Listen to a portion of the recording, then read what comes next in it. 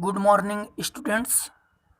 आज हम लोग क्लास 11th का फर्स्ट चैप्टर पढ़ेंगे जिसका नाम है meaning and objectives of accounting. इस चैप्टर के अंदर हम लोग need for accounting, meaning of accounting, characteristics of accounting, objectives of accounting, function of accounting, distinction between bookkeeping, accounting and accountancy, types or branches of accounting, accounting as source of information, users of accounting information, advantages of accounting, limitation of accounting, qualitative characteristics of accounting information and last role of accounting को पढ़ेंगे। तो सबसे पहले first heading start करते हैं। Need for accounting, लेखांकन की क्या आवश्यकता है, क्यों आखिर इसकी ज़रूरत पड़ी।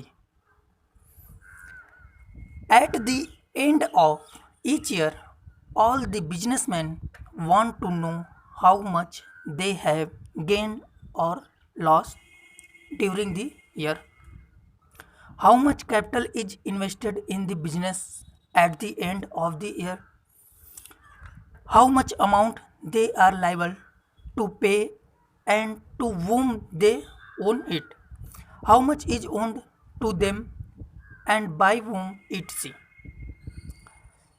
In order to attain such informations, it is essential to keep a complete and systematic record of each and every business transaction entered into during the year.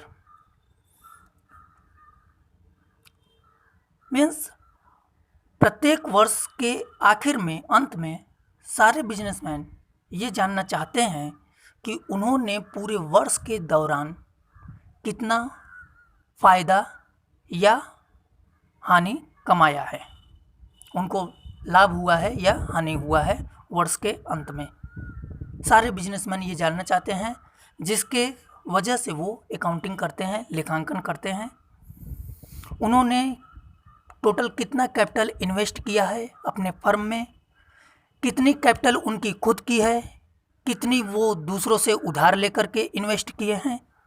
ये सारे इन्फॉर्मेशन को जानने के लिए उनको अकाउंटिंग की ज़रूरत पड़ती है, क्योंकि अगर हम लेखांकन नहीं करेंगे तो हमको कैसे पता चल पाएगा कि पूरे वर्ष के दौरान हम लोगों ने कितना कमाया है। By keeping a complete and systematic record of every business dealing, the businessman can know how much is the amount of purchases, how much is the amount of sales, what are his total expenses and what is the amount of profit earned or loss incurred during the year. Furthermore, he can ascertain the financial position of his business, such as how much capital it has at the end of the year and how that capital stands invested in various assets, how much amount he has to take and from whom and how much amount he is liable to pay and to whom. Besides, the properly maintained accounts are helpful in the assessment of income tax and goods and service tax and are accepted as a proof in the court of law whenever needed. मतलब कोई भी business start कर रहे हैं तो उसका पूरा हिसाब किताब रखना ही अकाउंटिंग है। अगर हम कोई हिसाब किताब नहीं रखेंगे तो कैसे हम जान पाएंगे कि हमने अपने बिजनेस में कितना इन्वेस्ट किया है, कितनी हमारी खुद की कैपिटल लगी हुई है, कितनी हम दूसरों से कैपिटल उधार लेकर के लगाए हुए हैं, पूरे वर्ष के दौरान हमने कितनी सेलिंग की है, कितने का प्रोडक्ट परचेज़ हमने किया है। तो ये सारे इन्फॉर्मेशन को जानने के लिए, सारी सूचनाएं हमारे पास हो, इसके लिए हमको हिसाब किताब की ज़रूरत पड़ती है। बिना हिसाब किताब किए हम ये नहीं जान पाएंगे कि हमारा पूरा कितना पैसा लगा हुआ है, कितने का पूरा टोटल सामान हमारा बिका है और हमने वर्ष में लाभ कमाया है या हानि, ये हमको पता नहीं चल पाएगा। इसीलिए अकाउंटिंग की ज़रूरत हम लोगों को पड़ती है।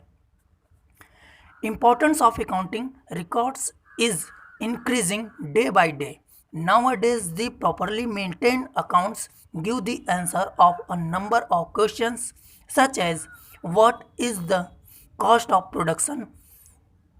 Is such cost reasonable or not? Can it be reduced? And if so, in what manner? What should be the selling price based on the cost of production?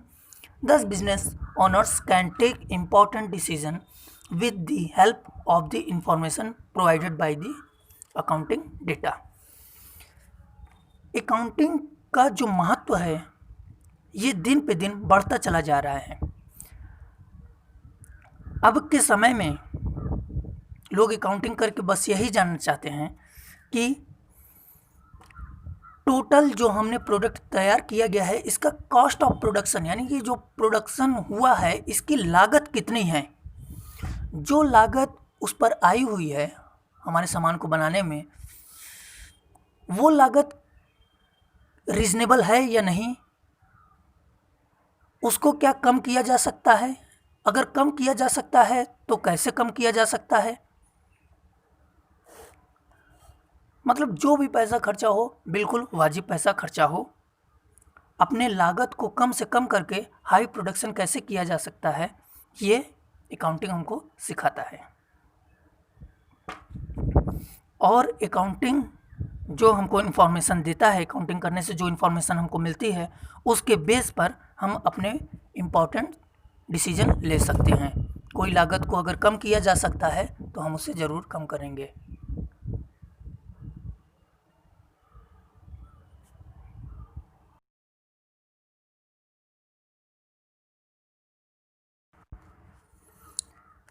I hope कि आपको need of accounting समझ में आ गया होगा।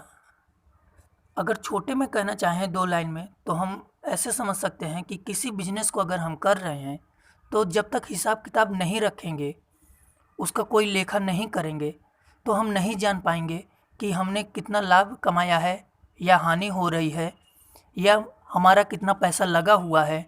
कोई हिसाब किताब नहीं रहेगा तो बिजनेस अच्छा नहीं हो पाएगा। इसीलिए हमको लेखांकन की आवश्यकता पड़ती है और बहुत ही ये ज़रूरी है।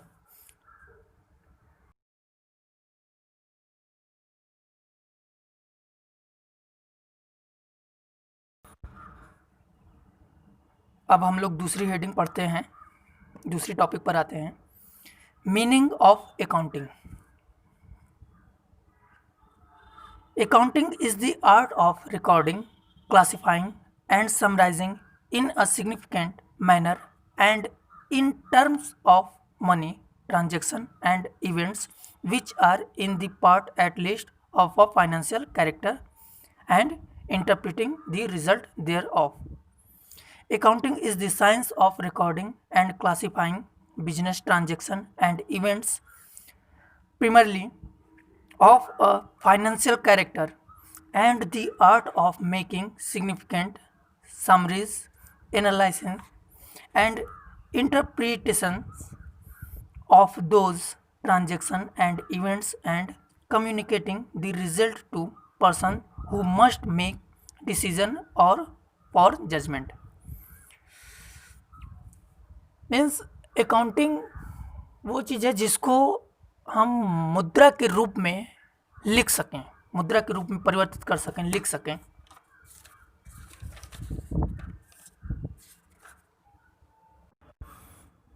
अकाउंटिंग का आशय वित्तीय स्वभाव के सौदों एवं घटनाओं के मौद्रिक रूप का लेखा करने एवं वर्गीकरण करने तथा उसको सूक्ष्म बनाने से है, ताकि बाहरी व्यक्तियों के साथ वित्तीय संबंध सही रूप में ज्ञात किए जा सके, एक निश्चित अवधि का लाभ हानि निर्धारित हो सके एवं एक अवधि विशेष के अंत की वित्तीय स्थिति का पता चल सके और इनके परिणामों से उचित निष्कर्ष निकाला जा सके।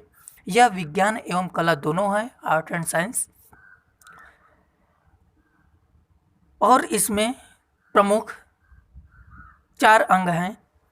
पहला है सौदों एवं घटनाओं का लेखा मौद्रिक रूप में करना, दूसरा है वर्गीकरण करना, उसको क्लासिफिकेशन करना उसका। थर्ड पर है सूक्ष्म बनाना, और फोर्थ है परिणामों से उचित निष्कर्ष निकालना।